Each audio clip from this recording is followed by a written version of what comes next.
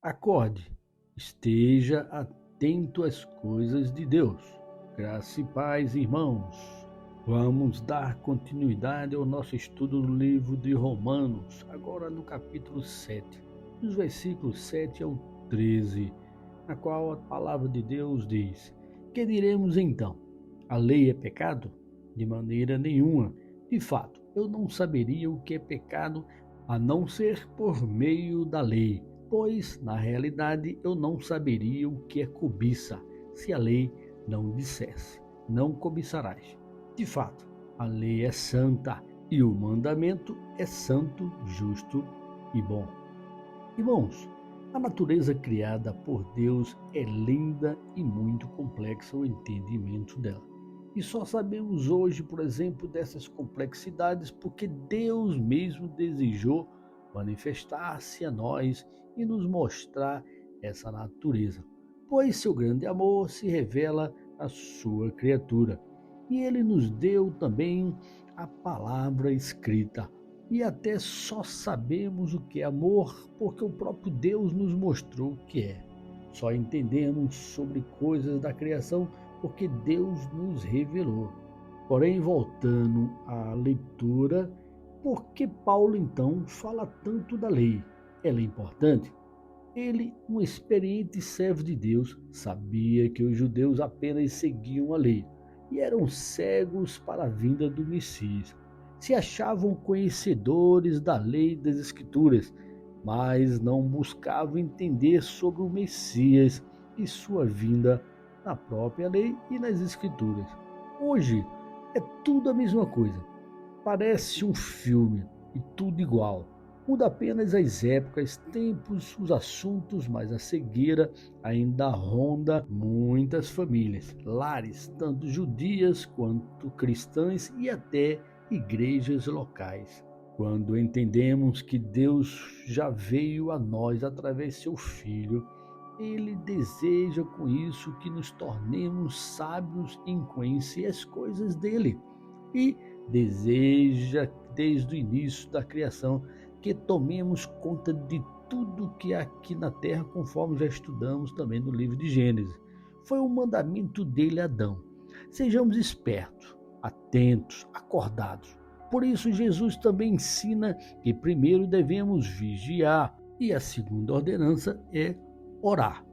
Deus disse a Adão que dominasse sobre todas as espécies e que também viessem a multiplicar. Mas, se a gente fizer uma releitura para a atualidade, vemos que a sociedade tenta dizer que devemos, por exemplo, ter apenas um filho. Não, isso não é bíblico. Devemos cumprir o que Deus ordena e não a sociedade. Deus quer que tenhamos muitos filhos. E eu até confesso que me arrependo de não ter tido muitos filhos. A sociedade, irmãos, quer ser contra a palavra de Deus, contra as Escrituras. E ela quer que sejamos também dominados. Não, não devemos ser dominados pela sociedade, mas sim pela palavra de Deus. Deus quer que nós dominemos tudo. Não se deixe, irmãos, enganar pelas mídias vendidas por políticos corruptos. Cuidar da saúde é outro ponto importante que devemos ter. O corpo é nossa obrigação cuidarmos dele, assim como da terra e das coisas criadas. Isso é ser sábio e estar vigiando, irmãos, atento, mas também orando, não é verdade? Paulo é enfático que hoje só sabemos do pecado porque a lei escrita nos mostrou. Só sabemos o que é cobiça porque a lei escrita mostrou. Mas nela veio a morte também. Quem vive pela lei, por ela é julgado. A lei foi útil e mostrou a todos o que é pecado, pois assim podemos evitar a pecar, ao menos intencionalmente, e podemos ter vida no Senhor. Ou seja, a lei é boa, pois me abriu os olhos para se ver o pecado e com isso termos a oportunidade de fugir do mal que leva à morte. Assim, amados irmãos, irmãs, ouvintes, não há culpa na lei, embora esses sejam seus efeitos das circunstâncias existentes. A fonte de tudo isso não é a lei, mas a natureza corrupta do homem. A lei é boa, e ainda assim a posição do apóstolo é verdadeira, que não é adequada para purificar o coração do homem caído. Sua tendência é despertar crescente culpa, conflito, alarme e desespero. Então, a pergunta que fica nesses textos é: a lei é pecado?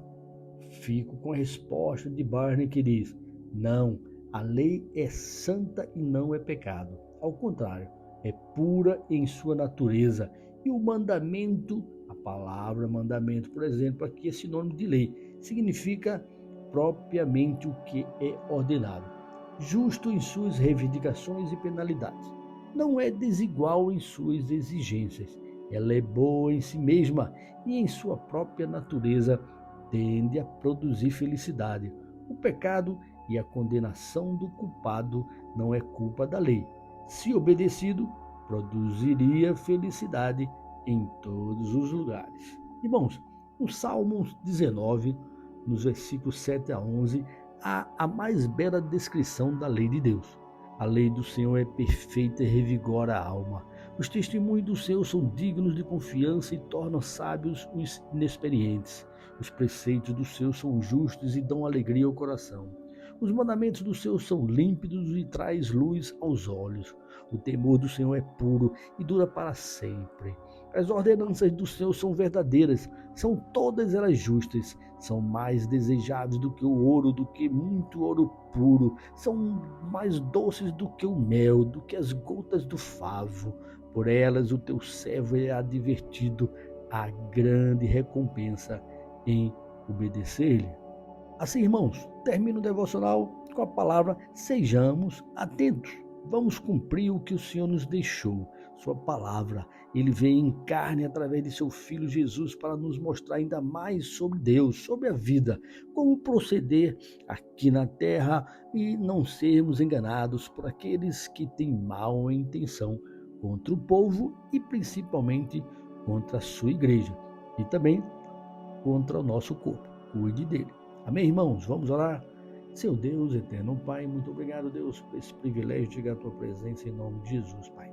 Agradecer, Deus, porque o Senhor tem nos acordado para a vida e é interessante nós buscarmos sempre estar atento às coisas do Senhor, aprender pelas Escrituras e focar, não deixar o que a sociedade mal administrada venha iludir e fazer-nos errar perante o Senhor.